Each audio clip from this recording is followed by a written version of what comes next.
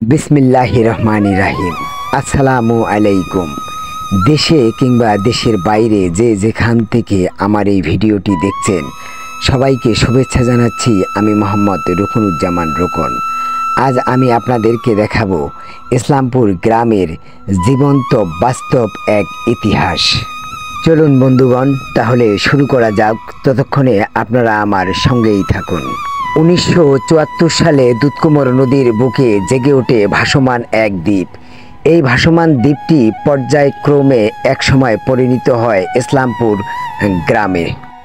দূর দূরান্ত এবং বিভিন্ন দিক থেকে বিভিন্ন শ্রেণীর মানুষ এসে বসতি স্থাপন করে এই গ্রামে। ধীরে ধীরে পর্যায়ক্রমে এই দ্বীপটি রূপ নেয় এক জনবহুল ব্যস্ত নগরীতে। এই গ্রামের প্রত্যেকটি মানুষই ছিল হতদারিদ্র, নিরক্ষর এবং অতি অসহায়। অভাব, অনটন আর প্রাকৃতিক দুর্যোগের মধ্যে দিয়েই প্রত্যেকটি মুহূর্তেই জীবনের সঙ্গে যুদ্ধ করে টিকে থাকতে হয় এই অঞ্চলের মানুষকে। শত ব্যথা বুকে নিয়ে সব কিছু মিলিয়েই অনেক সুখে ছিল এই ইসলামপুর গ্রামের মানুষ। হঠাৎ এই দুধকুমার নদীর ভাঙনে নিস্তেজ হয়ে যায় এই অঞ্চলের বাড়িঘর, জায়গা জমি, রাস্তাঘাট, মসজিদ, মাদ্রাসা, স্কুল, কলেজ সব মুহূর্তের মধ্যেই ধূলিসাৎ হয়ে যায় এই অঞ্চলের মানুষের জীবনযাত্রা। অনেক ত্যাগ আর খড়কাঠ পোড়ানোর পর স্বস্তির স্বপ্ন দেখতে পেল এই অঞ্চলের মানুষ।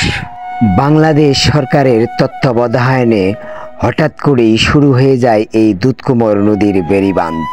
সবাই যেন দেহে পুনরায় প্রাণ ফিরে পেল। সহি সালামতে বেড়িবাঁধের কাজটি সমাপ্তি হলে এই অঞ্চলের মানুষকে আর হারাতে হবে না বসত ভিটা, বাড়িঘর, জায়গা জমি সহ নিজের আপনজনদেরকে।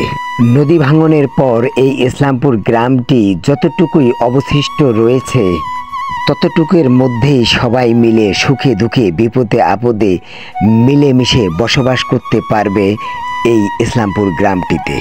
এই প্রত্যাশা হৃদয়ে ধারণ করে এগিয়ে যেতে পারবে সামনের দিকে। যে বেড়িবাঁধকে ঘিরে এত স্বপ্ন, এত আশা, সেই বেড়িবাঁধের বর্তমান কাজের পরিস্থিতি এবং কাজের অবস্থা এবং কাজ কতটুকু এগুলো তা আজ আমি আপনাদেরকে ঘুরে ঘুরে দেখাবো বন্ধুগণ।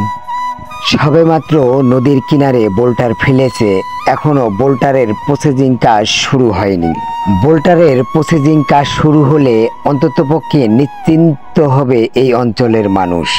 এখানে বোল্টারের কাজ প্রসেসিং করা হয় এবং এখান থেকেই বোল্টার সরবরাহ করা হয় নদীর কিনারায়।